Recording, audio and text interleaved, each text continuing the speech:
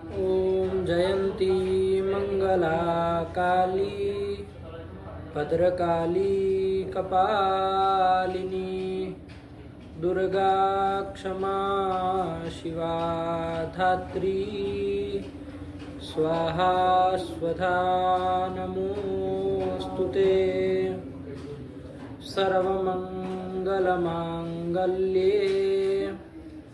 शिवे सर्वार्थसाधिके शरण्ये त्र्यंबके गौरी नारायणि नमोस्तुते सर्वस्वरूपे सर्वेशे सर्वशक्ति समन्विते भयेभ्यस्त्राहि नो देवी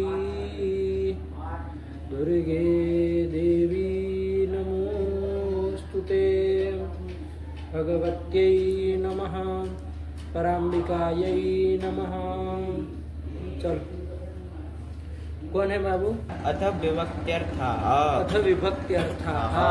अभी विभक्त्यर्थ प्रकरण आ रहा है। विभक्त्यर्थ मतलब क्या भैया? तो विभक्ति नाम अर्थाः इति विभक्त्यर्थः। विभक्ति नाम अर्थाः इति विभक्त्यर्थः। विभक्तियों के अर्थ। कौन समास कर लिया जा रहा है? षष्ठी तत्पुरुष समास कर रहे हैं ना। हाँ। कि विभक्तियों के अर्थ। तो अभी इस प्रकरण में विभक्तियों के अर्थ बताएंगे। प्रकरण का नाम पहले समझ लेना चाहिए अच्छे से। तो समझ में आ जाए ना इस प्रकरण में अब क्या आने वाला है जी। तो विभक्तियों के अर्थ बताए जाएंगे। विभक्ति किसको कहते हैं? तो एक संज्ञा सूत्र गया था विभक्ति। इसकी विभक्ति संज्ञा होती सुप्ति विभक्ति संज्ञा आया था ना। किसकी किसकी विभक्ति? सुप की और तिंग की। तो शुभ जो 21 है और तिंग कितने हैं? कितने वो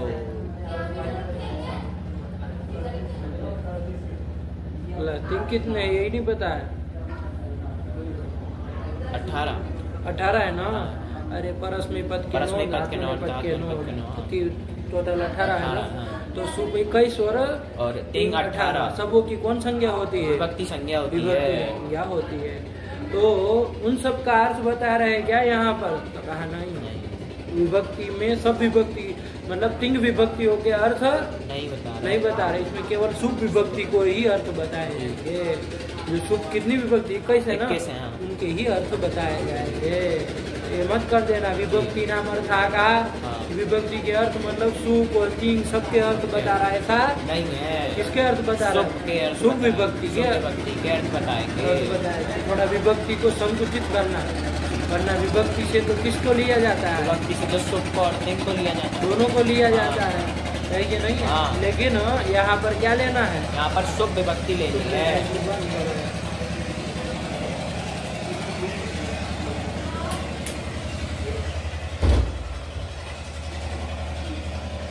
वो भी कर दो भाई।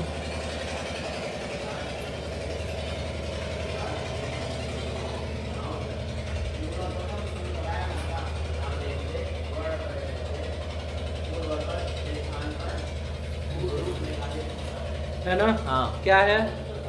ये विभक्ति जो हमें लेनी है यहाँ पर शुभ विभक्ति लेनी है। ठीक है ना। वरना विभक्ति शब्द से तो दोनों लिया जाए, लेकिन थोड़ा संकुचित अर्थ लेना है। आया कि नहीं? मतलब एक शुभ विभक्ति ही लेना। विभक्ति करके क्या समझना? शुभ विभक्ति को समझना। और उसके अर्थ यहाँ बताए जा रहे हैं। ध्यान रहेगा ना? चलिए तो वही है, ध्यान रखना इस बात को थोड़ा।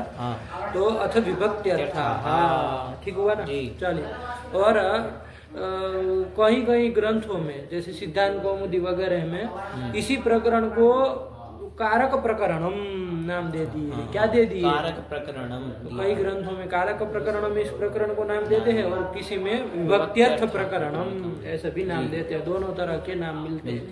तो कारक प्रकरणम करे तो वो भी ध्यान रखना कि कारक का प्रकरण, कारक से प्रकरणम, कारक प्रकरणम। कारक कौन कौन है पता है ना तुमको? कर्ता, कर्म, करण, संप्रदान, अपादान और संप्रदान अपादान अधिकरण के बाद में। अधिकरण कितने हो गए?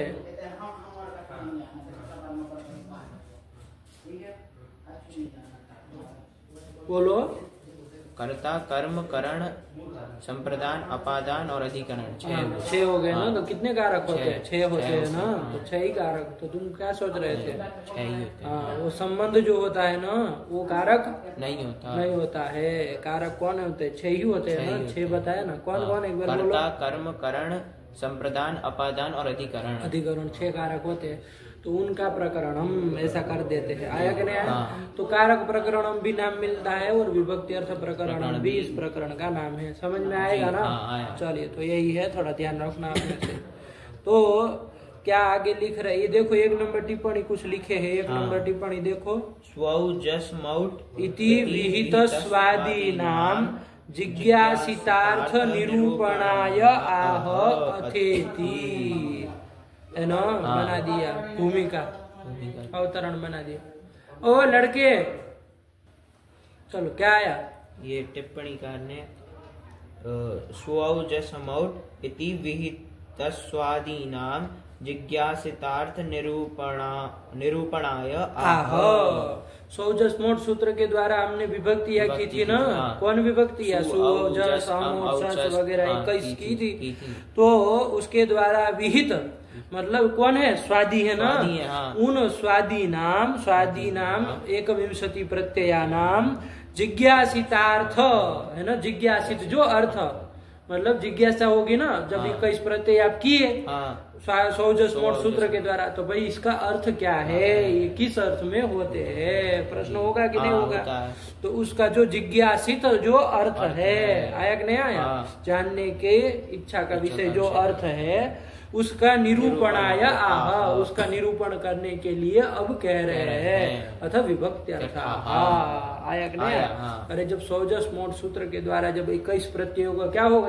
विधान होगा प्रातिपदिक से होगा कि नहीं होगा? तो फिर जिज्ञासा होगी ना कि भाई ये सब का अर्थ क्या है? 21 प्रत्ययों का, इन सबों का अर्थ क्या है? तो उसी अर्थ को अब निरूपण करने के लिए ये प्रकरण आ रहा है। कौन प्रकरण आ रहा है? विभक्ति अर्थ। ये प्रकरण आ रहा है। तो वही ये प्रकरण है। समझे ना? चलो, तो ये सब बातें ध्यान रखना है ना। चलिए, तो अब देखा जाए।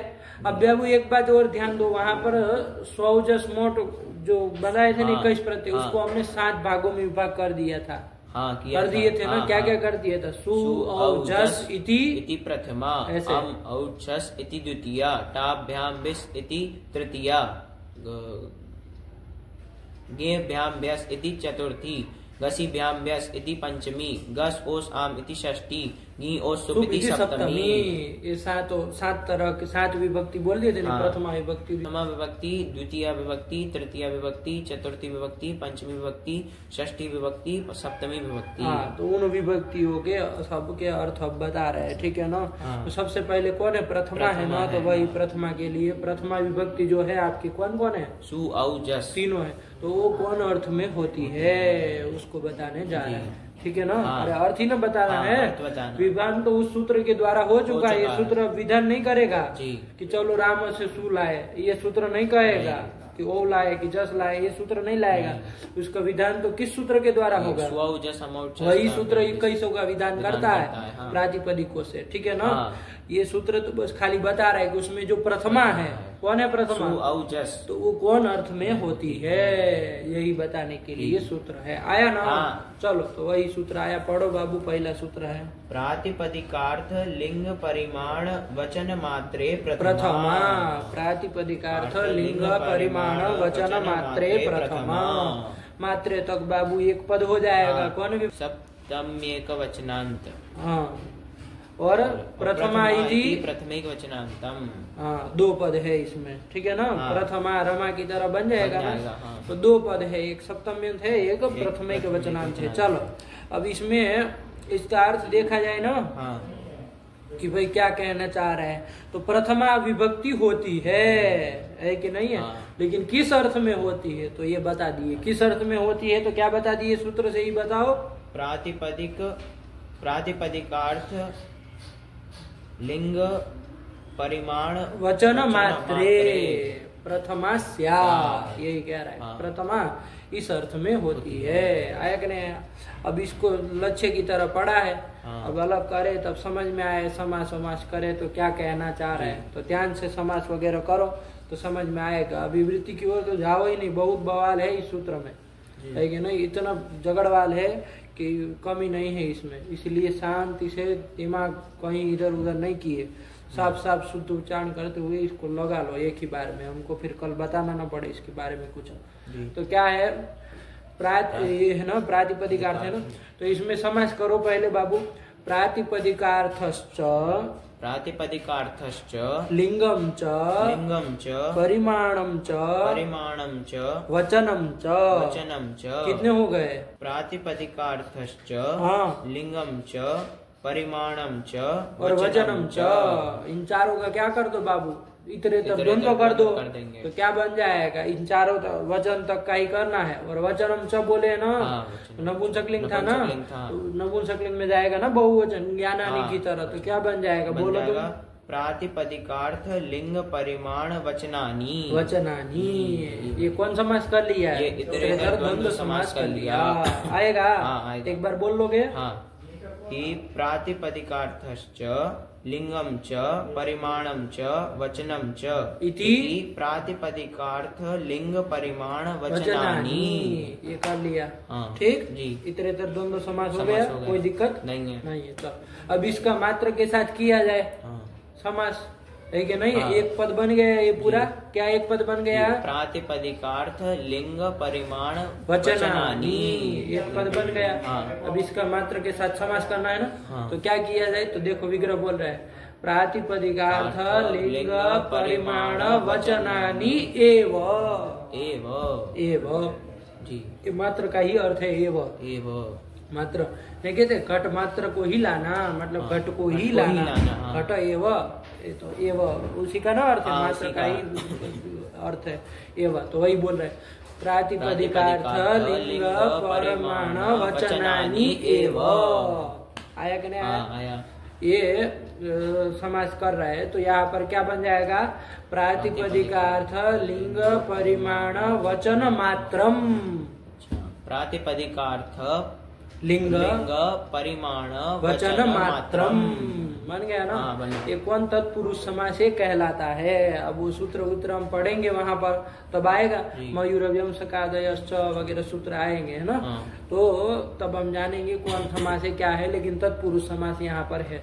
थोड़ा ध्यान रखना, विग्रह बोलते समय एव के साथ बोल रहे हैं ना, एव के साथ। विग्रह जब बोल रहे थे और रूप बना रहे तो मात्र के साथ कर रहे हैं। तो नित्य समास जहाँ पर होता है ना, वहाँ पर ऐसा होता है, ठीक है ना। जहाँ पर नित्य समास होता है वहाँ पर विग्रह किसी अन्य पद के साथ किया जाता है और समास किसी अन्य पद के साथ किया जाता है। आया कि नहीं आया? इस तरह से थोड़ा ध्यान रखना।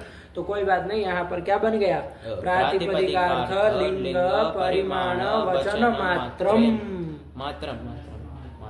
प्रातिपदिकार्थ परिमाण प्रातिपदिकार्थ लिंग परिमाण वचन मात्रम तस्मिन् प्रातिपदिकार्थ लिंग परिमाण वचन मात्रे प्रथमा ये हो जाएगा, ठीक है। ये समझ किया। अब एक बात लग गया था, ये भी तुमको पता ही है कि द्वंद्व के अंत में श्रूयमाण जो पद होता है ना, द्वंद्व के अंत में जो श्रूयमाण पद होता है, उसका प्रत्येक के साथ क्या होता है? अभिसंबंध होता है, अन्वय होता है, होता है कि नहीं होता है? तो द्वंद्व यहाँ तक हमने कहाँ तक किस किस का किया था? प्रातिपदिकार्थ लिंग परिमाण और वचन, इन चारों का द्वंद्व किया था। उस द्वंद्व के अंत में, है ना, समीप में श्रूयमाण पद कौन है? मात्र पद है। उसका प्रत्येक के साथ अन्वय हो जाएगा, तो सबके साथ जोड़ गड़ करके क्या बन जाएगा? बोल लो, 4 ठो वाक्य बना लो। प्रातिपदिकार्थ मात्रे, अरे मात्रे जुड़ जाएगा ना, मात्र पद सबके साथ, और सप्तमी करके ही बोलना है। तो क्या बना लोगे? प्रातिपदिकार्थ मात्रे प्रथमा स्यात्। बना, चलो 4 वाक्य बनाओ कि प्रातिपदिकार्थ मात्रे प्रथमा स्यात्, लिंग मात्रे प्रथमा स्यात्, परिमाण मात्रे प्रथमा स्यात्, वचन मात्रे प्रथमा स्यात्। हो गया कि नहीं हो गया? ये निकल जाएगा ना, तो ये ऐसे निकल जाएगा। अभी भी इसमें बहुत कुछ ठीक करना है, लेकिन अभी तक इतना निकला कि नहीं निकला? निकला है कि नहीं है? तो प्रातिपदिकार्थ मात्रे प्रथमा स्यात्, इस तरह से हो जाएगा। सबका साथ में बोलना हो तो साथ में बोल दो। प्रातिपदिकार्थ मात्रे लिंग मात्रे परिमाण मात्रे वचन मात्रे प्रथमा स्यात्। ऐसे ही अर्थ आएगा ना सूत्र का। अभी सीधे सीधे ऐसे ही अर्थ आ रहा है। ठीक हुआ? एकदम क्लियर? पक्का? क्या एक बार बोलो। प्रातिपदिकार्थ मात्रे लिंग मात्रे परिमाण मात्रे वचन मात्रे प्रथमा स्यात्। ये कर लिया। अब प्रातिपदिक, अब एक एक का देखा जाए, है ना। प्रातिपदिकार्थ मात्रे प्रथमा, कहीं ना कि प्रातिपदिकार्थ में ही प्रथमा होती है। प्रथमा विभक्ति जो है कौन कौन है? सु औ जस, वो प्रातिपदिकार्थ में ही होती है। यही ना निकला? प्रातिपदिकार्थ मात्रे मतलब प्रातिपदिकार्थ में ही, प्रातिपदिकार्थ में ही क्या होती है? प्रथमा होती है। सु और जस होता है। आया ना? किस में होती है? प्रातिपदिकार्थ में ही ना। तो प्रातिपदिकार्थ में होती कहा ना। तो अब पहले प्रश्न होगा प्रातिपदिकार्थ क्या चीज है भैया? हमको तो यही नहीं पता। प्रातिपदिकार्थ किसको कहते हैं? क्या है प्रातिपदिकार्थ? जिज्ञासा होगी। तो बताया जाए भैया प्रातिपदिकार्थ मतलब क्या। सीधे सीधे तुम देख लो। प्रातिपदिकस्य अर्थः प्रातिपदिकार्थः। प्रातिपदिकस्य अर्थः प्रातिपदिकार्थः। प्रातिपदिक का जो अर्थ है उसी को क्या कहेंगे? प्रातिपदिकार्थ कहेंगे। अरे प्रातिपदिक है ना तुम्हारे राम, घट, कृष्ण, ज्ञान, जितने भी अनंत है कि नहीं, उसका जो अर्थ उसी को कहेंगे प्रातिपदिकार्थ। आया कि नहीं? कौन समास कर रहे हैं यहाँ पर? षष्ठी तत्पुरुष समास कर रहे हैं। ये समझ में आ ही रहा। तो प्रातिपदिक के अर्थ में ही प्रथमा होती है। यही ना निकला? यही निकला। प्रातिपदिक का जो अर्थ है उसमें ही प्रथमा होती है। प्रथमा विभक्ति उसी अर्थ में होती है, वो अर्थ किसी अन्य अर्थ में नहीं होती, उसी अर्थ में होती है। समझे कि नहीं समझे? चलो ये कर दिया। प्रातिपदिकार्थ अब क्या क्या है भैया? ये बताओ। लेकिन नहीं है प्रातिपदिक के जो अर्थ है उसी में प्रथमा होती है, लेकिन प्रातिपदिक का अर्थ क्या क्या होता है जरा ये भी बता दो। होगा कि नहीं होगा? तो क्या है प्रातिपदिक का अर्थ क्या होता है बाबू? तो उसके लिए बहुत सारे पक्ष है। 5 पक्ष है। 5 पक्ष। कितने पक्ष है? 5 पक्ष। कि प्रातिपदिक का क्या क्या अर्थ होता है? कितने पक्ष है? 5। किसमें? प्रातिपदिक का क्या अर्थ होता है? क्या अर्थ होता है प्रातिपदिक? जैसे राम ये प्रातिपदिक है, कृष्ण ये प्रातिपदिक है, घट ये प्रातिपदिक है कि नहीं? तो इस प्रातिपदिक का क्या अर्थ है? उसमें कितने पक्ष है? 5 पक्ष है। 5 पक्ष है। ठीक है ना? सब आचार्यों के, मीमांसकों का कुछ, किसी का कुछ। क्या पक्ष है तो थोड़ा लिख लो। लिखना क्या याद रह जाए वैसा है। चलो लिख लो, कोई बात नहीं। एकम द्विकम त्रिकम चैव चतुष्कम पंचकम तथा। श्लोक ही है। एकम द्विकम त्रिकम चैव चतुष्कम पंचकम तथा। ठीक है ना? ये 5 पक्ष आ जाएंगे। एकम प्रातिपदिकार्थ, कि एक प्रातिपदिकार्थ है। आया कि नहीं आया? एक प्रातिपदिकार्थ है। क्या है वो एक प्रातिपदिकार्थ? तो स्वार्थ। उसके नीचे लिख दो, एक के नीचे लिख देना, ध्यान रखना। स्वार्थ। कोई आचार्य मीमांसक आदि है वो कहते हैं एक ही प्रातिपदिकार्थ है। प्रातिपदिकार्थ एक ही है। कौन है वो? तो स्वार्थ। अभी बाद में समझाएंगे सबको, अभी केवल पकड़ लो। कोई आचार्य कहते कि नहीं भैया एक नहीं, द्विकम प्रातिपदिकार्थ। मतलब प्रातिपदिक के 2 अर्थ है। कौन कौन भैया? तो स्वार्थ तो मान ही रहे, उसके साथ साथ एक व्यक्ति। समझे ना? तो स्वार्थ तो एक अर्थ है ही उसका, लेकिन एक व्यक्ति भी एक अर्थ है। ठीक हुआ? ये हो गया द्विकम प्रातिपदिकार्थ। फिर कोई आचार्य नहीं भैया त्रिकम प्रातिपदिकार्थ, मतलब प्रातिपदिक के 3 अर्थ होते हैं। कौन कौन भैया? तो कहा स्वार्थ, द्रव्य, व्यक्ति ना। उसको द्रव्य लिख लो ना, थोड़ा वो कहा उसमें द्रव्य भी लिख दो, कोई बात नहीं। व्यक्ति भी बोलो तो कोई दिक्कत नहीं, द्रव्य भी बोलो कोई बात नहीं। तो स्वार्थ द्रव्य तो है ही, मतलब स्वार्थ और व्यक्ति को है ही, लेकिन उसके अलावा तीसरा लिंग भी प्रातिपदिक का अर्थ है। ये तीसरे किसी आचार्य का मत हो गया। फिर चौथा कोई आचार्य है भैया नहीं चतुष्कम प्रातिपदिकार्थ। 4 प्रातिपदिक के अर्थ है ना? कौन कौन? तो वो 3 तो है ही। कौन कौन बाबू? द्रव्य, लिंग, उसके अलावा अर्थम द्रव्यम च लिंगम च संख्या।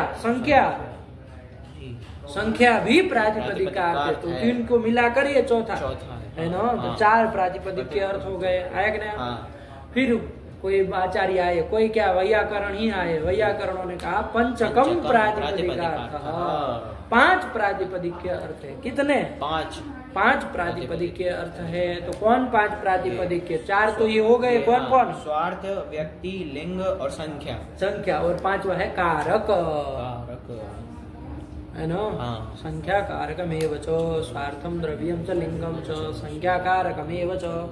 इस पंक्ति उसको याद रख लोगे ना तो क्रम से आ जाएगा। अरे एक एक बढ़ा दे, पीछे वाले सब रखना है और एक ये जो आई इनका होगा वो एक और बढ़ जाएगा तो हो जाएगा ना। नहीं समझे? तो पंचकम प्रातिपदिक अर्थ, 5 प्रातिपदिकों के अर्थ होते हैं, वैयाकरणों का सिद्धांत है। तो ये वैयाकरणों का मत है। तो कौन कौन 5 प्रातिपदिक के अर्थ है? स्वार्थ, द्रव्य, लिंग, संख्या और कारक। ये 5 प्रातिपदिक के क्या है बाबू? अर्थ है। इसी को कहते हैं पंचकम प्रातिपदिक अर्थ, है ना। ये एक मत है। तो ऐसे 5 मत आए ना। ये 5 मत है, सब अलग अलग आचार्य। पहला वाला मीमांसकों का है, दूसरा किसी आचार्य के, किसी आचार्य, सबका अलग अलग आचार्यों के मत है। लेकिन वैयाकरणों का मत क्या है? पंचकम प्रातिपदिक अर्थ। 5 क्या है? प्रातिपदिक के अर्थ है। और इसमें प्रमाण है, भगवान पाणिनि जी के सूत्र प्रमाण है कि नहीं है? कि देखो यहाँ पर इस सूत्र में मतलब ये अर्थ भी प्रातिपदिक का ही बताया, इसमें ये अर्थ भी प्रातिपदिक का ही बताया। 5 में प्रमाण है। अभी हम लंबा चौड़ा नहीं जानेंगे, इतना जानो कि पंचकम प्रातिपदिक अर्थ वैयाकरणों का सिद्धांत है। ठीक हुआ? क्या है वो 5 अर्थ? अब उसको भी थोड़ा समझ लो क्या क्या है कि नहीं है। तो सबसे पहला क्या बताया? स्वार्थ मतलब क्या बाबू? स्वार्थ यानी क्या? जो खुद का जो नहीं, ऐसे अब अंड बंड अपना कुछ नहीं लगा हो इसमें, सब टेक्निकल वर्ड है। अरे पारिभाषिक शब्द है, अब इसमें वो मत करो, ये ऐसे नहीं करो, उसको समझो क्या कह रहे। स्वार्थ, तो स्वार्थ मतलब बाबू जाति भी कहना ठीक नहीं होगा, प्रवृत्ति निमित्त लिख लो उसके पर्याय में। निमित्त इसी का है ना। स्वार्थ मतलब प्रवृत्ति निमित्त। अरे कोई भी शब्द होगा तो उसका कोई प्रवृत्ति निमित्त होगा ना, उस शब्द को प्रवृत्ति कराने में निमित्त होगा ना। जैसे आप घड़े को क्या कहते हैं? घट कहते हैं ना। तो उसका प्रवृत्ति निमित्त क्या है? घटत्व। ये उसका क्या है? प्रवृत्ति निमित्त है। आया कि नहीं? पट का प्रवृत्ति निमित्त क्या होगा? पटत्व। मठ का प्रवृत्ति निमित्त क्या होगा? कृष्ण का प्रवृत्ति निमित्त क्या होगा? कृष्णत्व, है ना। मनुष्य का प्रवृत्ति निमित्त क्या होगा? है ना। इस तरह से है ना। स्वास्तिक का प्रवृत्ति निमित्त क्या होगा? स्वास्तिकत्व। हाँ, ये इसी को कहते हैं स्वार्थ, चाहे प्रवृत्ति निमित्त। जाति कहेंगे ना तो जाति थोड़ा मतलब भ्रम हो सकते हैं। जाति चूंकि हम लोग मतलब अनेक में रहने वाला जो धर्म होता है उसी को ना जाति कहते हैं। तो कृष्ण में कृष्णत्व रहेगा तो फिर आप कहेंगे कृष्णत्व तो जाति नहीं है। कृष्ण में ही कृष्णत्व रहता है और किसी में रहता नहीं है, तो अनेक में नहीं ना रह रहा है, तो फिर ये जाति नहीं है, ये स्वार्थ नहीं कहेंगे इसको। इसलिए जाति न कह के क्या कहो बाबू? प्रवृत्ति निमित्त कहो। आया कि नहीं आया? तो अरे उसमें रहने वाला जो धर्म है उसी को न लिया जा रहा है सामान्य रूप से। अभी मोटे मोटे समझो, ज्यादा दिमाग नहीं खाता। स्वार्थ मतलब प्रवृत्ति निमित्त। आएगा ना? आएगा। ये अर्थ है। एक तो ये हो गया, ठीक है ना। ये भी उस शब्द का, जैसे घट शब्द का अर्थ क्या है तो उसका प्रवृत्ति निमित्त क्या होगा? घटत्व होगा। वो घट शब्द का अर्थ है घटत्व। एक है, अभी वो 4 भी है लेकिन घटत्व भी उसका अर्थ है। आया कि नहीं? पट का पटत्व भी अर्थ है। तो ये आया, ठीक हुआ। ये स्वार्थ भी क्या है? प्रातिपदिक का अर्थ है। ये हो गया। चलो फिर दूसरा क्या लिया बाबू? द्रव्य आया। द्रव्य के लिए तो वैसे शब्द कह भी दिया, व्यक्ति। वो जो व्यक्ति है, आया कि नहीं? वो जो व्यक्ति है, जैसे घट का जो अर्थ क्या है? वो व्यक्ति मतलब वो जो घड़ा है ना, वही ना व्यक्ति है, वही ना द्रव्य है। तो वही व्यक्ति भी उसका अर्थ है। घट शब्द का अर्थ क्या है? घड़ा भी है और उसमें रहने वाला घटत्व भी घट शब्द का ही अर्थ है। समझे? घटत्व तो हो जाएगा प्रवृत्ति निमित्त, स्वार्थ। आया कि नहीं? और घट जो द्रव्य है, व्यक्ति है, वो तो हो जाएगा द्रव्य। ये दोनों घट शब्द के अर्थ है। समझे? नहीं समझे? चलो ये दूसरा अर्थ हो गया। व्यक्ति भी समझ में आया। जैसे स्वास्तिक स्वास्तिक शब्द है, तो उसका अर्थ क्या है? द्रव्य भी है, व्यक्ति भी है। तो ये जो व्यक्ति है वही क्या है? उसका अर्थ है। तो ये द्रव्य हो जाएगा, व्यक्ति कह दो इसको भी, कोई दिक्कत नहीं। तो ये सब इसके अर्थ है। आए कि नहीं? दोनों समझ में आए? एक ही प्रातिपदिक के 5 अर्थ बताने जा रहे हैं। समझ में आ रहा है ना? स्वार्थ बता दिया, द्रव्य बता दिया, फिर तीसरा क्या अर्थ? लिंग। लिंग भी प्रातिपदिक का अर्थ है। आए कि ना? लिंग भी प्रातिपदिक, जैसे कृष्ण कहा है कि नहीं है?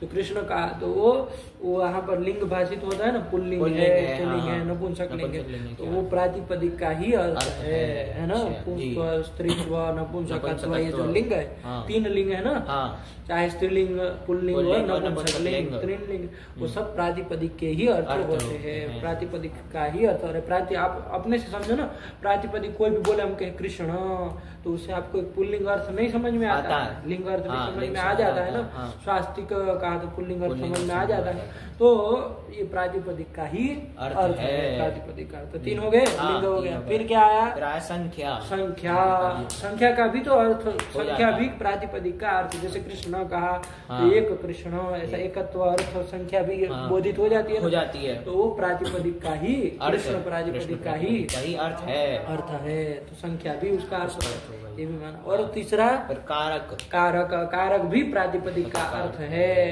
कर्ता, कर्म, करण, ये जो कितने कारक बताए, ये कारक भी क्या है बाबू? प्रातिपदिक का ही अर्थ है। कृष्ण, घट, राम, ये जो प्रातिपदिक है, केवल विभक्ति को छोड़ दो, खाली प्रातिपदिक है, उसी का ये अर्थ है। समझ में आया? पंचकम प्रातिपदिक अर्थ है कि प्रातिपदिक के अर्थ तो कौन कौन निकले? क्या क्या समझे? स्वार्थ, द्रव्य, लिंग, संख्या और कारक। ये पांचों क्या है? प्रातिपदिक के अर्थ हैं। ये वैयाकरणों का सिद्धांत है। ठीक है ना? लगा नहीं? समझे? कोई आचार्य कहता नहीं भैया, केवल स्वार्थ ही, मतलब प्रवृत्ति निमित्त ही उसका अर्थ है ना? जैसे गो का, तो उसका अर्थ क्या है? गोत्व। मीमांसक लोग ऐसा कहते हैं कि गो का अर्थ क्या है? गोत्व, वही उसका अर्थ है। आया कि नहीं? फिर नाना प्रकार की शंका होती है कि भैया कोई कहेगा गाम आनो यो, तो अर्थ क्या होगा आपके अनुसार? तो गोत्व को ले आओ। तो गोत्व कोई जाति को ले आ सकता है खाली? नहीं है? नहीं। अरे लाएगा तो व्यक्ति को ना लाएगा, व्यक्ति को ही। लोग व्यवहार से देखो तो भी समझ में आता है। कोई कहेगा गाम आनो यो, है कि नहीं? तो क्या समझा जाता है कि गोत्व जाति को ले आओ? नहीं है, गाय को वो व्यक्ति को लाता है ना। तो ये बहुत सारे वो लोग भी समाधान देते हैं कि भाई व्यक्ति का फिर लक्षणा से हो जाएगा, ऐसे बोध हो जाएगा, फिर उनका भी अपना पक्ष होगा ना। ऐसा नहीं है कि वो भी फिर मुंह बंद करके बैठे रहेंगे, उनका भी अपना समाधान होगा। तो वो झगड़वाल में भी हम लोगों को नहीं पढ़ना है। लेकिन क्या हम लोग अभी समझे कि ये 5 प्रातिपदिक के अर्थ होते हैं, 5 होते हैं। ऐसा किसका मत है? ये वैयाकरणों का, हम लोगों का मत है। आया कि नहीं? चलो, तो ये और 5 पक्ष है, ध्यान रहेगा ना? क्या 5 पक्ष है? एकम प्रातिपदिकार्थ, एकम, द्विकम, त्रिकम चैव, चतुष्कम, पंचकम तथा। क्या 5 पक्ष होंगे? एकम प्रातिपदिकार्थम, प्रातिपदिकार्थ वही नपुंसकलिंग कहाँ से होने लगा? एकम प्रातिपदिकार्थ, द्विकम प्रातिपदिकार्थ, त्रिकम प्रातिपदिकार्थ, चतुष्कम प्रातिपदिकार्थ, पंचकम प्रातिपदिकार्थ। ये 5 प्रकार के मत है अलग अलग आचार्यों के। हमारा है पंचकम प्रातिपदिकार्थ। ठीक हो गया? चलिए, तो क्या 5 अर्थ मानते हैं हम प्रातिपदिक के? स्वार्थ, द्रव्य, लिंग, संख्या और कारक। ये 5 प्रातिपदिक के अर्थ मानते हैं ना। तो चलिए, अब यहाँ पर कोई भी जैसे रामक प्रातिपदिक है, तुम देख लो अपने से, तो उस रामक प्रातिपदिक है ना, प्रातिपदिक संज्ञा होती है ना। कौन करता है रामक की प्रातिपदिक संज्ञा? अर्थवाद धातु और प्रत्यय प्रातिपदिक कृतद्धित समासाश्च से हो जाएगी। क्यों? क्योंकि ये जो राम शब्द है वो कृदंत है। अरे अभी तो गया, अभी पढ़े हैं हम लोग। क्या कि ये जो राम शब्द बना है कृदंत है। कौन कृदंत है? क्या है? प्रत्यय हुआ था इससे। सूत्र बोलो। हलश्च, इस सूत्र यही पढ़े हो तुम कि कहीं प्रत्यय हुआ है? हलश्च, इस सूत्र से रम धातु से कहीं प्रत्यय करने पर राम बना था। कृदंत है तो प्रातिपदिक है। और अव्युत्पन्न मानो तो उससे भी होता है, गलत नहीं था। यदि सही कहो तो। अरे अव्युत्पन्न मानो तब तो वो अर्थवद से भी उसकी प्रातिपदिक संज्ञा होती है, दोनों पक्ष है ना। दोनों। तो चलो, लेकिन व्युत्पन्न मानेंगे मतलब प्रकृति प्रत्यय की कल्पना करेंगे तब तो वहाँ पर उसको कृदंत मान करके कृतद्धित समास। अव्युत्पन्न मानेंगे मतलब उसमें कोई प्रकृति प्रत्यय की कल्पना नहीं करेंगे। अव्युत्पन्न पक्ष मानेंगे तो वहाँ पर अर्थवद धातु प्रत्यय प्रातिपदिक, इससे प्रातिपदिक संज्ञा हो जाएगी। दोनों से हो सकता है कौन पक्ष में। चलिए, तो हमें क्या देखना, राम ये प्रातिपदिक है नहीं? हाँ है। तो उसका प्रातिपदिक का अर्थ क्या क्या हो जाएगा, पहले यही बता दो। एक तो पहला क्या बताया, स्वार्थ। क्या है यहाँ पर स्वार्थ? स्वार्थ मतलब प्रवृत्ति निमित्त। क्या होगा प्रवृत्ति निमित्त? रामत्व। तो ये भी राम शब्द का अर्थ है, आया कि नहीं? राम प्रातिपदिक का अर्थ है। फिर दूसरा, फिर द्रव्य। द्रव्य मतलब व्यक्ति। तो राम व्यक्ति जो है वो जटाधारी पुरुष जो भी है वो व्यक्ति भी उसका अर्थ है। तो दो हो गए, ठीक है ना। तो क्या बोलोगे, रामत्व, राम व्यक्ति, दो अर्थ हो गए ना। फिर तीसरा लिंग। लिंग भी, तो कौन सा लिंग होता है? पुल्लिंग। तो पुल्लिंग भी वो राम प्रातिपदिक का अर्थ है, आया कि नहीं? और फिर संख्या। संख्या, संख्या कौन संख्या? एकत्व संख्या। एकत्व संख्या आए कि नहीं है? क्या होता है एकत्व संख्या ना। हाँ, तो लड़के पास लगा रहे कि नहीं लगा? हाँ, चलो, एकत्व संख्या है ना, प्रातिपदिक का ही अर्थ है। और ऐसे ही राम जा रहा वगैरह होगा तो वहाँ पर कर्ताधिकारक भी उसी के अर्थ हो जाएंगे। समझ में आया? तो ये सब राम प्रातिपदिक के ही अर्थ है, ठीक है ना। तो प्रातिपदिक अर्थ कितने हो गए? 5 हो गए। समझ में? अब यहाँ पर आ जाओ, हमारा क्या निकला था, वाक्य क्या बना था?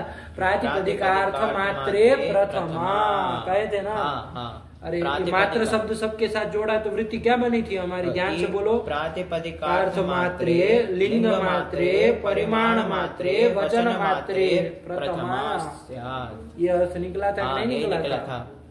निकला था। अब आओ, पहला क्या था? प्रातिपदिकार्थ मात्रे। प्रातिपदिकार्थ मात्र में मतलब प्रातिपदिकार्थ में ही प्रथमा होती है, ये अर्थ निकला था। क्या निकला था? कि प्रातिपदिक अर्थ में ही प्रथमा होती है। क्या प्रातिपदिक अर्थ, ये क्या होता है? समास तो समास। प्रातिपदिक अर्थ में ही प्रथमा होती है। तो प्रातिपदिक अभी ही भी को छोड़ा, मात्र को बाद में देखते हैं। प्रातिपदिक अर्थ में प्रथमा होती है, ये कहा ना। तो प्रातिपदिक अर्थ क्या क्या आया है बाबू? स्वार्थ, द्रव्य, लिंग, संख्या, कारक आया है कि होता है कि नहीं होता है?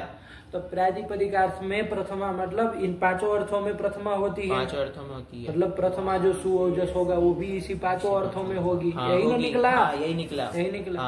अब चलो, प्रातिपदिक अर्थ मात्रे प्रथमा के बाद क्या बोले थे तुम?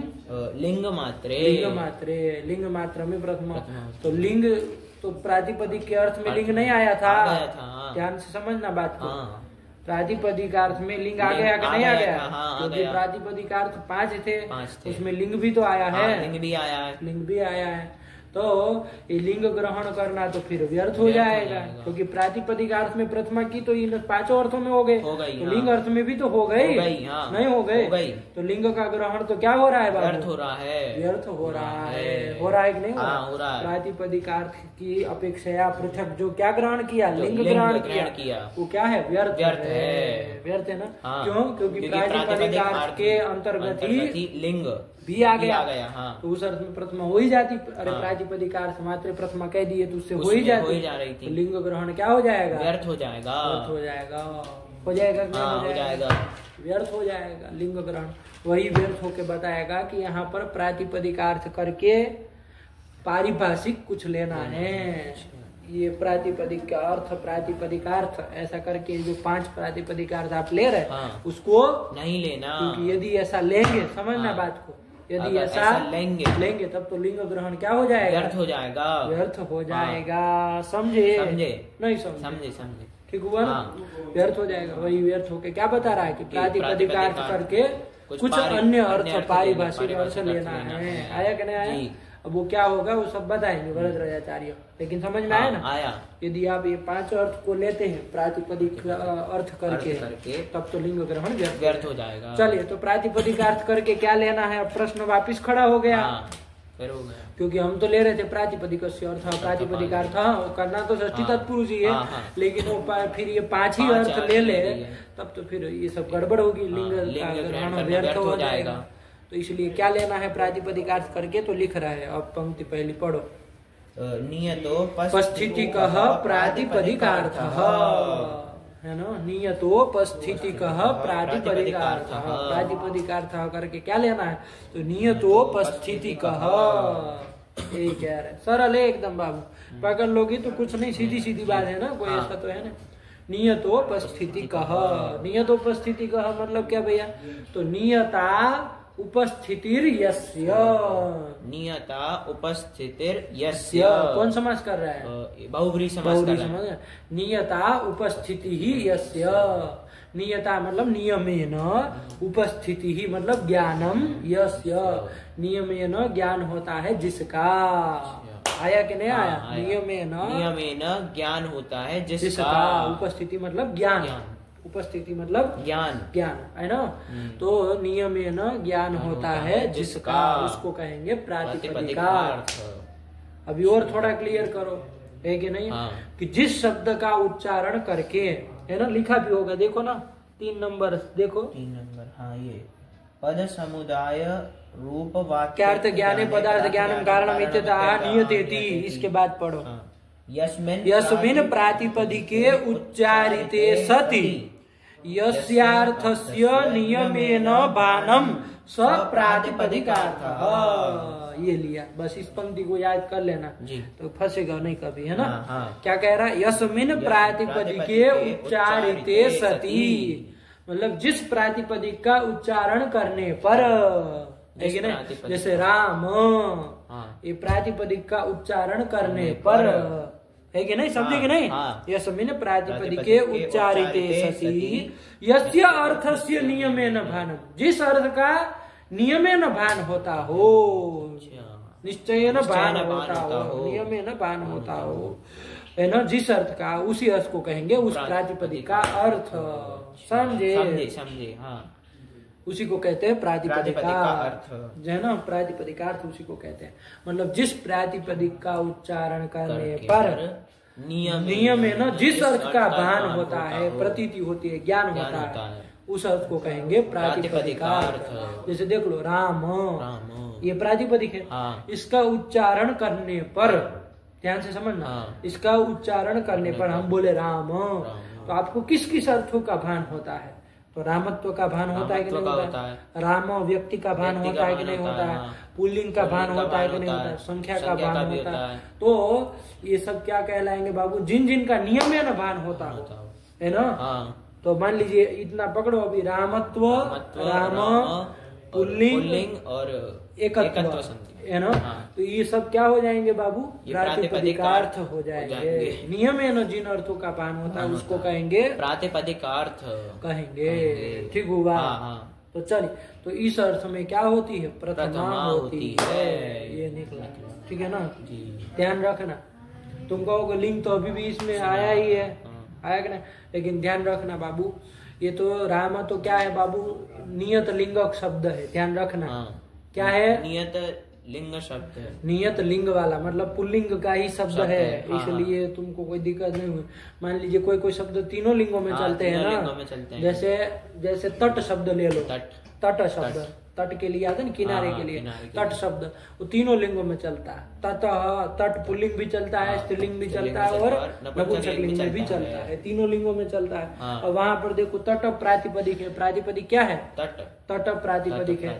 वो प्रातिपदिक का उच्चारण करने पर, ध्यान से रखना, नियमेन भान किस अर्थ का होता है, तो तट का तो होता है, तटत्व का को होता है, लिंग का नियमेन भान, पुल्लिंग का नियमेन भान होता है नहीं, स्त्रीलिंग का नियमेन भान होता है, नियमेन नहीं होता है ना।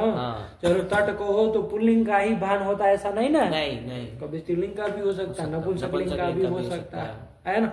तो वो लिंग जो हुआ, ध्यान रखना, वो क्या हुआ बाबू, नियमेन उसका ज्ञान नहीं हो रहा, तो ये प्रातिपदिकार्थ करके नहीं लेना, नहीं आएगा, आया कि नहीं आया, समझना बात को, है ना।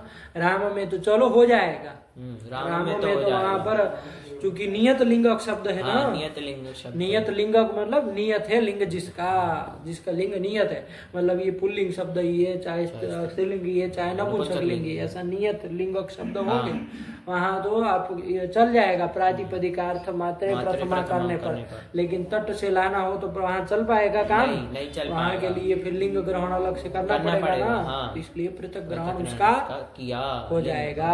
समझ में आया? यही कह रहे।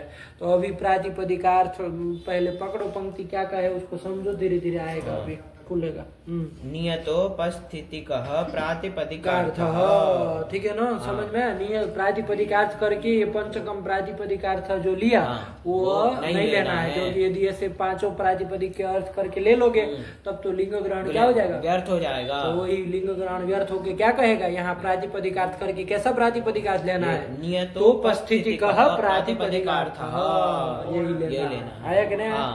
क्या नियतोपस्थिति का मतलब है? तो नियता उपस्थिति ही यस्य, नियता मतलब नियमेन, उपस्थिति मतलब ज्ञान होता है जिसका, नियमेन ज्ञान होता है जिसका, उसको कहेंगे नियतोपस्थिति और वही प्रातिपदिकार्थ है। आया कि नहीं? इसको और स्पष्ट रूप से बोलना, नीचे वाली पंक्ति जो है उसको लगाना है ना, कि यस्मिन् प्रातिपदिके उच्चारिते सति यस्य अर्थस्य नियमेन बाणम् स प्रातिपदिकार्थः। ये पंक्ति याद रखना। तो क्या अर्थ हो जाएगा इसका? जिस प्रातिपदिक का उच्चारण करने पर जिस अर्थ का नियमेन बाण होता है वही क्या है? प्रातिपदिकार्थ है। आया कि नहीं? आया। जैसे उदाहरण के लिए ले लो, कृष्ण ले लो, मान लो कृष्ण ये प्रातिपदिक है, इसके उच्चारित सती मतलब इसका उच्चारण करने पर, आया कि नहीं? नियमेनो जिनका भान होता है, किनका किनका भान होता है? कृष्णत्व का, कृष्ण व्यक्ति का, ऐसे बोला करो, कृष्णत्व का, कृष्ण व्यक्ति का और पुल्लिंग का इनका बाण होता है ना, तो यही क्या हो जाएंगे? नियमेन होता है ना, नियमेन होता है ना। अरे कृष्ण जब कहा जाए तो नियमेन इनका बाण होता है ना, तो ये सब क्या हो जाएंगे? कृष्ण प्रातिपदिक के अर्थ हो जाएंगे, यही प्रातिपदिक अर्थ करके ना। तो इसी अर्थ में क्या होती है? प्रथमा होती है। सुवौचस, कृष्ण से जब सुवौचस लाओगे वो भी इसी अर्थ में होंगे। आया कि नहीं? प्रातिपदिक अर्थ में ही होंगे। समझ में आया? नहीं समझे? यही है तात्पर्य। ठीक हुआ ना बाबू? चलो, यही नियतोपस्थिति प्रातिपदिकार्थ कर दिए। फिर आगे क्या लिखे हैं? लिखना है मात्र शब्दस्य प्रत्येकम योगः। ये तो हम लोग पहले ही बता चुके। अरे द्वंद्वान्ते श्रूयमाणम पदम प्रत्येकम अभिसंबध्यते, है ना? कि द्वंद्व के अंत में श्रूयमाण जो पद होता है उसका प्रत्येक के साथ, तो मात्र शब्द द्वंद्वान्ते श्रूयमाण था ना। अरे वचन तक द्वंद्व किया था, वचनानी बनाया और फिर उसका मात्र के साथ समास किया था। तो ये मात्र द्वंद्व के समीप में श्रूयमाण है, तो उसका सबके साथ संबंध कर देना। तो मात्र शब्दस्य प्रत्येकम योगः, प्रत्येक के साथ योग कर देना। तो प्रत्येक मतलब कौन कौन प्रत्येक है? प्रातिपदिकार्थ है, लिंग है, परिमाण है और वचन है। तीनों में क्या कर देना? इनमें मात्र का योग कर देना, प्रत्येक के साथ कर देना। तो प्रत्येक के साथ करोगे तो क्या वाक्य बन जाएगा पूरा? प्रातिपदिकार्थ मात्रे, लिंग मात्रे, परिमाण मात्रे, वचन मात्रे प्रथमा स्यात्। यही वृत्ति बन जाएगी आपकी। ठीक है ना? अभी रुको, इतना बन जाएगा। और प्रातिपदिकार्थ मतलब समझ में आ गया क्या लेना है? क्या लेना है? कि जिस प्रातिपदिक के उच्चारण करने पर जो नियमेन जिस अर्थ का ज्ञान हो वही अर्थ को क्या कहेंगे? प्रातिपदिकार्थ कहेंगे। वो पंक्ति याद करना। और शॉर्ट में बोलना हो तो नियतोपस्थिति प्रातिपदिकार्थ, नियता उपस्थिति ही यस्य। देखो वही ना अर्थ है। नियम है ना, उपस्थिति मतलब ज्ञान होता है जिसका। तो कब ज्ञान होगा? जब प्रातिपदिक का उच्चारण करेंगे तब ना होगा। अब अपने पेट में क्या बात रखे हम क्या समझेंगे? कुछ अर्थ का भान थोड़ी ना होता है। और जब प्रातिपदिक का उच्चारण करेंगे तब ना अर्थ का ज्ञान होगा। तो नियम नियता उपस्थिति ही यस्य अर्थस्य मतलब नियमेन भान, उपस्थिति मतलब ज्ञान होता है जिस अर्थ का, उस अर्थ को कहेंगे प्रातिपदिकार्थ। ठीक हुआ? आ रहा है ना शब्द से? रटना नहीं पड़ेगा इसको, है ना? समझना। चलो ये कर लिया। तो ये तो समझ गए प्रातिपदिक। तो इस अर्थ में क्या होती है? प्रथमा होती है। ठीक हुआ? अब देखो बाबू, तट से तो नहीं हो पाएगा ना, क्योंकि वहाँ तो पुल्लिंग आदि अर्थों में नहीं ना हो पाएगा। क्यों नहीं हो पाएगा? क्योंकि वो वहाँ पर लिंग की जो चलो तट और तटत्व की तो उपस्थिति नियमेन होती है, हाँ। है ना, मतलब ज्ञान उसका नियमेन होता है। जैसे ही तट प्रातिपदिक बोलोगे, उच्चारण करोगे, तो तट तटत्व का तो ज्ञान हो जाएगा, लेकिन पुल्लिंग स्त्रीलिंग चाहे नपुंसकलिंग किसी भी लिंग का नियमेन भान होता है? अरे नियमेन नहीं ना होता है तट कहने पर, तो वो प्रातिपदिकात करके नहीं ना आएगा। तो अब उसमें भी हमको प्रथमा करनी, तो तट आदि से जो प्रथमा लाएंगे तो उसके लिए लिख रहे हैं, क्या लिख रहे हैं? लिंग क्या वाक्य बना लोगे? लिंग मात्रे प्रथमा स्यात्। आया कि नहीं? ध्यान रखना, लिंग मात्रे प्रथमा स्यात्, ये आएगा ना। अब देखो बाबू मामला फंसेगा, आप कहेंगे लिंग मात्रे प्रथमा स्यात्, मतलब लिंग में ही प्रथमा होगी। तो लिंग केवल कभी भाषित होता है? नहीं। अरे व्यक्ति भी तो भाषित होता है, प्रवृत्ति निमित्त भी भाषित होता है, केवल लिंग भाषित होता है? नहीं होता है। इसलिए लिंग मात्रे न कह के क्या बोलना पड़ेगा? लिंग मात्राधिक्ये। क्या बोलना पड़ेगा? लिंग मात्राधिके, मतलब लिंग मात्र यदि अधिक भाषित होता हो, मतलब प्रातिपदिकार्थ की अपेक्षा, है ना, प्रातिपदिकार्थ की अपेक्षा लिंग यदि अधिक भाषित होता तब उस अर्थ में प्रथमा करना। समझना ध्यान से, है ना, वरना तो मात्र शब्द का योग किए तो निकल रहा है लिंग मात्र प्रथमा स्यात्, लेकिन कभी भी कोई भी कहीं पर खाली लिंग ही होता है क्या? नहीं, केवल लिंग भाषित होगा। अरे व्यक्ति भी तो भाषित होगा, प्रवृत्ति निमित्त भी भाषित होगा। तो लिंग मात्रे प्रथमा स्यात् में क्या लगाना आपको? लिंग मात्राधिक्ये, क्योंकि तट शब्द में क्या स्थिति हो रही थी बाबू? जब तट तटत्व का तो भान नियमेन हो रहा था, है ना, लिंग का नहीं हो रहा था। तो यहाँ पर क्या करना है हमको? लिंग मात्र यदि अधिक भाषित हो, मतलब प्रातिपदिकार्थ की अपेक्षा लिंग मात्र अधिक भाषित हो रहा हो, तब वहाँ पर उस शब्द में प्रथमा कर देना। लिंग मात्राधिक्ये, क्या करोगे? लिंग मात्राधिके, लिंग मात्र अधिक्ये मतलब अधिक होने पर, किसकी अपेक्षा? प्रातिपदिकार्थ की अपेक्षा। लिंग मात्र जहाँ पर अधिक भाषित होता हो उस अर्थ में प्रथमा कर देना। तट से भी हो जाएगा, तो तट से हो जाएगी, ठीक है ना। वहाँ वैसा जो प्रातिपदिकार्थ कहा है, नियत उपस्थिति प्रातिपदिकार्थ, वैसा तो कौन आ रहा है? केवल तट तटत्व ही आ रहा है, लिंग नहीं ना।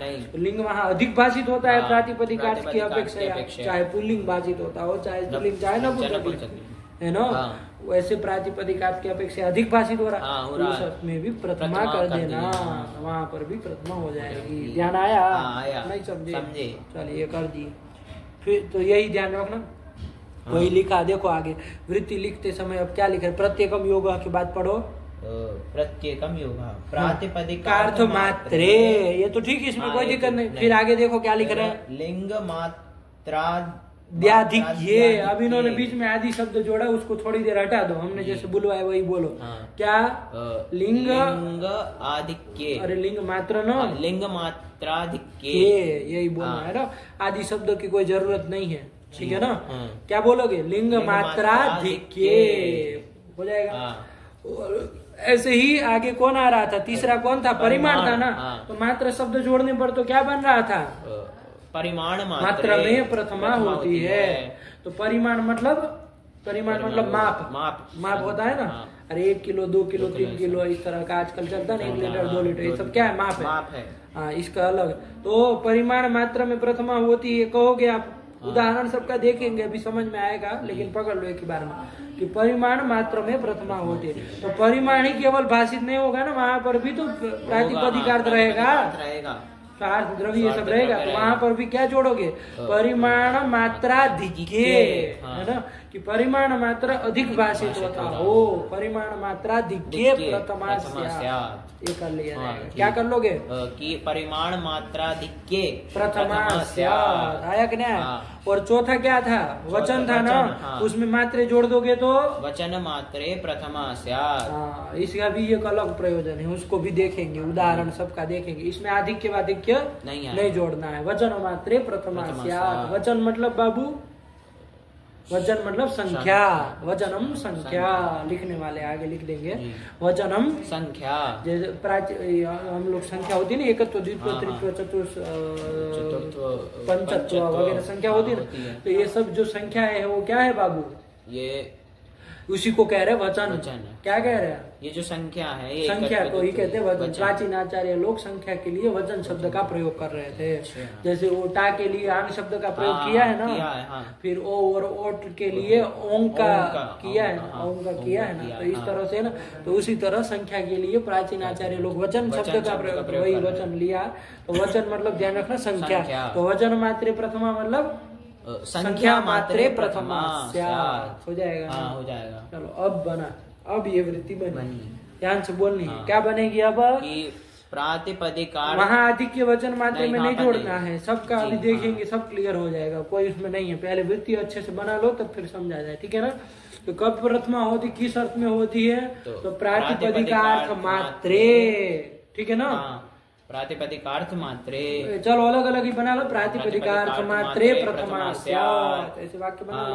फिर लिंग मात्राधिक्ये प्रथमा स्यात्, दूसरा बन गया। तीसरा बना लो परिमाण मात्राधिक्ये प्रथमा स्यात्, और चौथा वचन मात्रा मतलब संख्या मात्रे प्रथमा स्यात्, ये बन गया।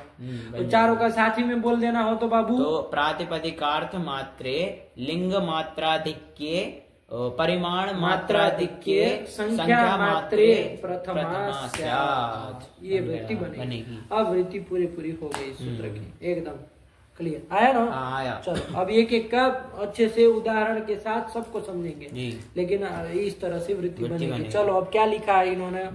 प्रातिपदिकार्थ मात्रे लिंग मात्रादि आधिक्य, आदि से वो परिमाण मात्राधिक्य लेना, लेकिन इनकी समस्या ये है कि परिमाण मात्र फिर बोल रहा है, तो फिर इस सिद्धांत को ये परिमाण मात्र नहीं लिखते ना, फिर आदि आपका जोड़ना सही था, कि लिंग मात्र आदि आधिक्य, लिंग मात्र आधिक्य और आदि से परिमाण मात्रा अधिक्य, ऐसा हो जाता। लेकिन आगे आप परिमाण मात्र अलग से लिख रहे तो फिर आदि का कोई वो नहीं ना रहा। सिद्धांत कौमुदी में देखोगे ना तो ऐसे लिखा है कि प्रातिपदिकार्थ मात्रे लिंग मात्राद्याधिक्य, आदि लिखा, फिर परिमाण का जिक्र नहीं किया क्योंकि आदि से वो ले लेना है ना। लेकिन इन्होंने वो भी लिखा, ये भी लिखा, तो खिचड़ी पका रहे हैं कि नहीं है? तो ऐसा नहीं करना, अलग अलग बोलो, या तो आदि जोड़ो तो फिर परिमाण मात्रा दिक्के को नहीं बोलो, दोनों में से एक न किया जाए।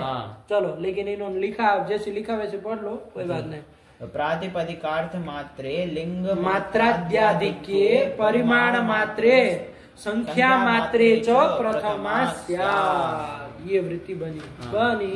नहीं बनी? ये बना, ठीक हुआ?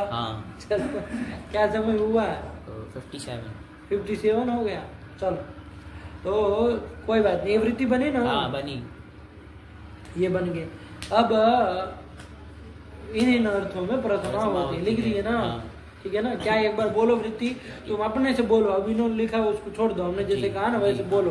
प्रातिपदिकार्थ मात्रे लिंग मात्राधिक्ये परिमाण मात्राधिक्ये संख्या मात्रे प्रथमा स्यात्, ये ठीक है ना जी। अब एक एक का उदाहरण लिया जाए।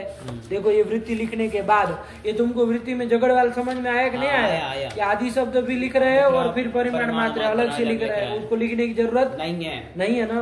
तो नहीं लिखते तो चल जाता, आदि कहने से हम ले ही लेते, सीधे संख्या मात्र कर देते तो वृत्ति बढ़िया हो जाती है कि नहीं?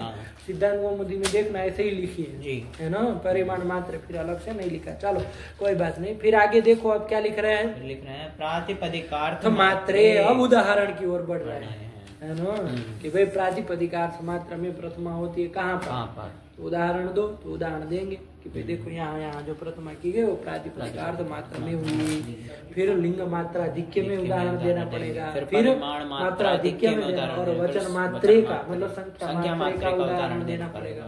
तो ऐसे चारों का उदाहरण दे देंगे। लेकिन सूत्र का अर्थ समझ में आया? एक बार सूत्र बोल लो बाबू, और यहाँ तक वृत्ति बोल लो, तब फिर प्रातिपदिकार्थ लिंग परिमाण वचन मात्रे प्रथमा नियतोपस्थितिकः प्रातिपदिकार्थः मात्र शब्दस्य प्रत्येकं योगः प्रातिपदिकार्थ मात्रे लिंग मात्राद्याधिक्ये, परिमाण मात्र को नहीं बोलो, चलो संख्या मात्रे च प्रथमा स्यात्, हो जाएगा। ठीक हुआ? चलो अब आया प्रातिपदिकार्थ मात्रे प्रथमा स्यात्। कहा ना आपने कि प्रातिपदिकार्थ में ही प्रथमा होती है। तो प्रातिपदिक अर्थ क्या है, तो अब तो हम लोग जान ही गए क्या है, नियतोपस्थितिकः। अरे देख के बोलो, साफ साफ बोलो, अशुद्ध उच्चारण काहे कर रहे हो। नियतोपस्थितिकः प्रातिपदिकार्थः। कल एक अक्षर इधर उधर नहीं करना, अभी देख के बोलो, कल सब बस याद करके आना।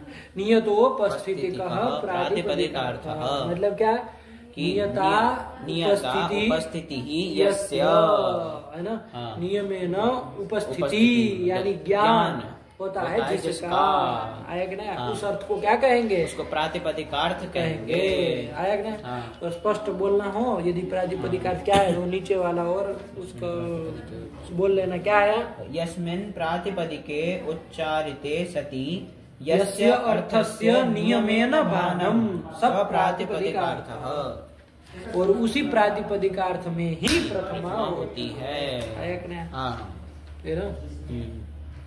तो अब इसका उदाहरण देना है ना, तो इसका उदाहरण देखो बाबू, अपने से समझो कौन इसका उदाहरण हो सकता है। इसका उदाहरण प्रातिपदिकार्थ मात्र में ही प्रथमा होती है, उसका उदाहरण कौन हो सकता है। तट आदि शब्दों को दे सकते हैं क्या इसका उदाहरण के रूप में। तट से प्रथमा हो सकती है क्या, क्योंकि क्यों है नहीं, उसमें तो लिंग का नियम है ना भाई, नहीं ना होता है, नहीं होता, नहीं ना होता। इसका उदाहरण कौन होगा कि जो शब्द नियत लिंग वाले हो। अच्छा, जो नियत लिंग वाले, जो शब्द हो नियत लिंगक, जो शब्द हो, या तो जिस शब्दों का लिंग ही न हो। अच्छा, जिस शब्द का लिंग, कोई लिंग ही न हो। जैसे ऐसा कौन शब्द होता है, तो अव्ययी जो होते हैं उसका कोई लिंग नहीं होता। जैसे उच्चैस, नीचैस, है ना, प्रातः, स्वर, इन सब का कोई लिंग नहीं होता, अलिंगक होते हैं। ये सब शब्द क्या होते हैं, अलिंगक होते हैं, अलिंगक होते हैं। तो वो सब उदाहरण इसके हो सकते हैं कि नहीं हो सकते हैं। प्रातिपदिकार्थ मात्र के उदाहरण हो सकते हैं। और जो नियत लिंग वाले शब्द होंगे जैसे कृष्ण, जो नियत लिंग वाले होंगे वो लिंग हो सकते हैं, मतलब जिसका लिंग नियत हो कि ये पुल्लिंग में ही चलता है, या तो स्त्रीलिंग में ही चलता है, या तो नपुंसक लिंग में ही चलता है। ऐसे शब्द इसके उदाहरण हो सकते हैं, हो सकते हैं। तो ये सब शब्द इसके उदाहरण होंगे। हाँ, सब में प्रथमा आएगी, प्रातिपदिकार्थ मात्र में प्रथमा आएगी, समझे। जैसे राम, ये प्रातिपदिक है, प्रातिपदिक है ना। तो यहाँ पर प्रातिपदिक का जब तो इससे प्रथमा लाएंगे, तो ये प्रातिपदिकार्थ मात्र में आ जाएगी ना, आ जाएगी, प्रातिपदिकार्थ में आ जाएगी। प्रातिपदिकार्थ क्या होगा, क्या लेना है कि यस्मिन् प्रातिपदिके उच्चारिते यस्य अर्थस्य नियमेन भानम, क्या कि जिस प्रातिपदिक के उच्चारण करने पर जिस अर्थ का नियमेन भान होता हो। जैसे राम प्रातिपदिक का उच्चारण करोगे तो नियमेन भान किन किन अर्थों का होता है, रामत्व का, राम व्यक्ति का और पुल्लिंग का होता है ना। तो इस अर्थ में क्या हो जाएगी, प्रथमा हो जाएगी। तो चलो यहाँ पर प्रथमा प्रातिपदिकार्थ मात्र में कर लेना। राम जी जो सूला हो गए, सुकार्थ यही हो जाएगा, प्रातिपदिकार्थ ही सुकार्थ होगा, वही सुकार्थ होगा, समझे। चलो राम हो तो फिर आगे तुम बना ही लोगे, बस हमको खाली सु जो ला रहे हो उसका अर्थ क्या है, तो यही अर्थ में हो रहा है, समझ में आया। ठीक हुआ कि नहीं, समझे। चलो ये कर ले। फिर एक स्त्रीलिंग का उदाहरण दे दो कोई। श्री शब्द ले लिया, देने ही वाले हैं, इन्होंने दिया ही है, ठीक है ना। देखो क्या दिए, प्रातिपदिकार्थ मात्र में क्या उदाहरण दिए, उच्चैहि नीचैहि कृष्णः स्त्रीहि ज्ञानम, इतने 5 उदाहरण दिए ना। तो ध्यान रखो बाबू, उच्च ही नीचे ही, उच्चैस और नीचे से क्या थे, दोनों अव्यय है। इसमें तो कोई लिंग होता ही नहीं है, इसलिए यहाँ पर वो लिंग मात्रा अधिक नहीं जाएगा, इसी में काम चल जाएगा, ठीक है ना। प्रातिपदिकार्थ मात्र में ही प्रथमा हो जाएगी, आएगा ना। और कृष्ण श्री ज्ञानम, ये सब क्या है बाबू, ये तीनों ये नियत लिंग वाले है ना। पहले दोनों अलिंग है, हाँ, पहले जो दो हैं वो अलिंगक शब्द है, और ये बाद में तीनों हैं वो नियत लिंगक है, आया कि ना। तुम समझ रहे हो कि खाली ऐसे ही शब्द बोल रहे हो, अशुद्ध फिर काहे निकल रहा है मुंह से। नियत लिंगक है, नित्य क्या होता है, नियत लिंगक है। तो कृष्ण है वो कौन सा लिंग है उसमें, पुल्लिंग, नित्य पुल्लिंग में चलता है। श्री शब्द नित्य स्त्रीलिंग में चलता है, और ज्ञान शब्द नित्य पुल्लिंग में चलता है, पुल्लिंग में चलता है। ज्ञान शब्द नपुंसक, गुरुजी नपुंसक, नित्य नपुंसक लिंग में चलता है। क्या सोचेंगे लड़के तुम्हारे पीछे बैठे? नित्य नपुंसक लिंग में चलता है। नित्य नपुंसक तो नियत लिंग वाले है ना? हाँ, नियत लिंग वाले, नियत लिंग वाले हैं, नियत है इन सबों का लिंग। तो ये सब इनके उदाहरण हो जाएंगे। तो प्रातिपदिकार्थ मात्र में प्रथमा हो जाएगी। उच्च इसमें, नीचे इसमें कृष्ण, श्री और ज्ञान सबसे प्रातिपदिकार्थ मात्र में प्रथमा हो जाएगी। आया कि नहीं? उच्च इसका क्या है? उच्च इसमें उच्च इस भी प्रातिपदिक है ना? प्रातिपदिक। अब ये भी है, वो प्रातिपदिक भी है। तो प्रातिपदिक है, इसका क्या होगा? प्रातिपदिकार्थ मतलब यहाँ क्या क्या आएगा? लिंग तो आएगा नहीं, अलिंग शब्द है ना। कौन कौन आएगा? अरे उच्च इसका उच्चारण करोगे तो नियम में ना किस किस अर्थों का भान होता है? तो एक तो उच्चैस्त्व का हो जाएगा, उच्चैस्त्व का, और उच्चैस व्यक्ति का मतलब उच्चैस मतलब ऊंचाई। अरे नहीं कहते उच्च ही गृहम अस्ति, भवताम गृहम उच्च ही अस्ति, मतलब आपका ग्रह ऊंची जगह में है। तो उच्च ही मतलब ऊंचाई, ऊंचा है। अरे व्यक्ति वो कौन है? कोई राम श्याम की तरह व्यक्ति नहीं, ऊंचाई मतलब ऊंचाई, आया कि नहीं? तो प्रवृत्ति निमित्त तो हो जाएगा उच्चैस्त्व, और व्यक्ति कौन हो जाएगा? ऊंचाई। तो ऊंचाई मतलब उच्चैस व्यक्ति, ऐसे ही कह दो। तो ये दोनों क्या हो जाएंगे? ये प्रातिपदिकार्थ है, इनका भान होता है ना, इसी अर्थ में क्या हो जाएगी? प्रथमा हो जाएगी। समझे? प्रातिपदिकार्थ मात्रा में प्रथमा हो जाएगी। तो उच्चैस प्रातिपदिक है, देख लो। नीचे भी ऐसे ही है ना, वहाँ पर नियम है ना, भान किनका होगा? नीचे प्रातिपदिक का उच्चारण करेंगे तो नियम है ना, भान किनका होगा? नीचैस्त्व का और नीचे व्यक्ति का। अरे नीचा है ना, कह देते हैं ना कि आपका कर नीचे है, तो नीचे ही अब ये है ना। तो नीचे इस व्यक्ति और नीचे इस का होगा नियम है ना, यही प्रातिपदिकार्थ होगा। और इसी में क्या हो जाएगी? प्रथमा हो जाएगी। चलो, तो उच्चेस और नीचे से सु लाओगे, क्या हो जाता है वहाँ पर? तो उच्चेस का जो स है उसको पदांश को विसर्ग कर लेंगे, तो उच्चै ही और नीचे ही, उसमें भी नीचे ही, इसमें ही बन जाएगा। हो जाएगा ना? और कृष्ण श्री ही ज्ञानम में देख लो, कृष्ण जो है, कृष्ण इस प्रातिपदिक का उच्चारण करोगे तो कृष्णत्व का होगा, कृष्ण व्यक्ति का होगा, और पुल्लिंग का नियमेन भान होगा ना। नियमेन जोड़ते बोलो, वरना तो भान कोई न कोई तट में भी तो हो जाता है, लेकिन नियमेन भान लिंग का नहीं ना होता है। तो नियमेन भान हो जाएगा कृष्णत्व, कृष्ण व्यक्ति, लिंग का, पुल्लिंग का। तो इस यही प्रातिपदिक क्या हो जाएगी? प्रथमा हो जाएगी। तो कृष्ण में भी सु लाएंगे तो इन्हीं प्रातिपदिकार्थ में ही लाएंगे। आया कि नहीं? तो उससे भी आ जाए कृष्ण बनाना, आप फिर हमको बनाने की जरूरत नहीं है ना। ऐसे ही श्री का करोगे तो श्री कहते हैं लक्ष्मी को ना, तो यहाँ प्रवृत्ति नियम में भान किनका होता है? श्री और श्री व्यक्ति और ये नित्य स्त्रीलिंग, नियमेन स्त्रीलिंग का। क्या बोल रहे हो? अंट शब्द क्या बोल रहे हो? अरे नियमेन भान किन अर्थों का होता है? फिर तुम नियमेन घुसा रहे हो। नियमेन श्रीत्व का और श्री व्यक्ति का और स्त्रीलिंग का होता है ना नियम है। तब तो यही प्रातिपदिका क्या हो जाएगी? प्रथमा हो जाएगी। सूला हो गए तो श्री ही बन ही जाएगा। ज्ञानम में भी ऐसे ही हो जाएगा। ज्ञान प्रातिपदिक है, इसमें भी प्रातिपदिकार्थ मात्र में प्रथमा हो जाएगी। हो जाएगी ना? नहीं हो जाएगी? हो जाएगी। चलो, यहाँ पर क्या प्रातिपदिकार्थ क्या होगा? यहाँ पर नियमेन होगा ज्ञानत्व। तुम इसका मतलब समझ नहीं रहे हो, खाली रट के बोल रहे हो। हम पूछ रहे हैं कुछ और कुछ शब्दों से तुम उदाहरण दे रहे हो। ज्ञान प्रातिपदिकार्थ क्या होगा? ज्ञानत्व, ज्ञान व्यक्ति। और यदि उसको बोलना हो तो फिर साफ साफ बोलो। नियम नहीं बोला जाता कि ज्ञान प्रातिपदिक के उच्चारण करने पर पूरा बोलो, या तो फिर आधा अधूरा बोल रहे हो तो कट्टपिट्टी मत करो। ज्ञान प्रातिपदिक का उच्चारण करने पर जो नियमेन होगा हमें ज्ञान, वो होगा ज्ञानत्व का, ज्ञान व्यक्ति का और नपुंसक लिंग का। हाँ, तो यही इसी प्रातिपदिकार्थ में यही सब नियम है ना, इन्हीं का भान हो रहा है ना, यही सब प्रातिपदिकार्थ है। हाँ, यही प्रातिपदिक नियम है ना, जिनका भान होता वही प्रातिपदिकार्थ है। और उसी अर्थ में क्या हो रही है, प्रतिमा हो रही है। तो ज्ञान से सूला हो गया, हम कर लोगे कर लोगे तो ज्ञानम बन जाएगा, तो बन जाएगा। चलो फिर ये कर दिया प्रातिपदिकार्थ मात्र में उदाहरण कर दिया ना, ध्यान रहेगा। क्या निकला निष्कर्ष, इसके उदाहरण कैसे होंगे? या तो वो शब्द कैसा हो, अलिंगक हो। कौन होता है अलिंग, कौन होते हैं अव्यय होते हैं, अलिंगक हो, या तो नियत लिंगक हो। ये सब इसके उदाहरण होंगे। चलो फिर आया लिंग मात्रे। लिंग मात्रे मतलब ये तो बता दिए ना, लिंग मात्रे मतलब लिंग मात्र नहीं बोलना है। अरे कहीं लिंग मात्र थोड़ी ना होगा, वो भी होगा ना, तो क्या जोड़ मात्राधिक्ये ऐसे होना चाहिए ना। अब रिपोर्ट में लिख रहा है, लेकिन लिंग मात्राधिक्ये उदाहरण क्या क्या होंगे तो लिख रहा है। क्या लिख रहा है? तटः, तटी, तटम, ये लिख दिए।